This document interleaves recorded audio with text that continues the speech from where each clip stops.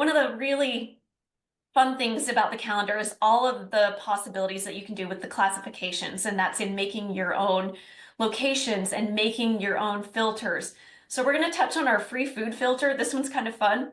Our vice president of student affairs actually wrote a book on student retention, and one of the sections in it talked about free food, providing free food for your students, and how that literally will help with your retention, whether that is food insecurities with students, or whether it's just students being too busy and not having time to go back to their apartment to get some food.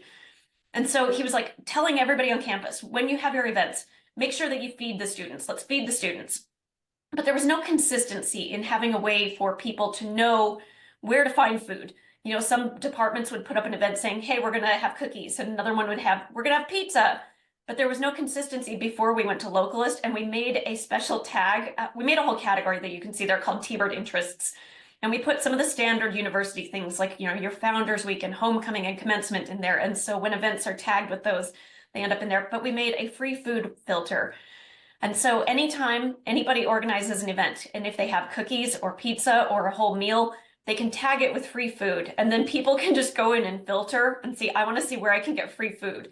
And there are literally days where people could get breakfast, lunch, and dinner throughout campus events just by following the free food filter. Another one that's on there that's kind of fun is our tradition keeper. When students graduate, they can get a special stole to wear at graduation that shows that they're a tradition keeper if they've completed all 50 SUU campus traditions. But there's, you know, it's hard to find traditions sometimes. It's like, oh, does this fit into the tradition keeper?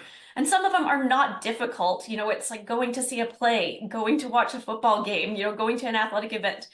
But sometimes people forget, oh, that's a tradition. So people have picked up on this one on their own too. It's not that we had to do a huge education.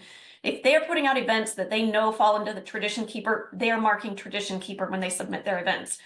So then this is twofold.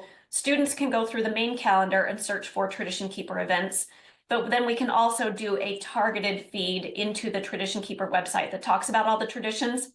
And it shows, here's all the events that are upcoming, where you can check off some of your traditions and hopefully get that stole to wear at graduation.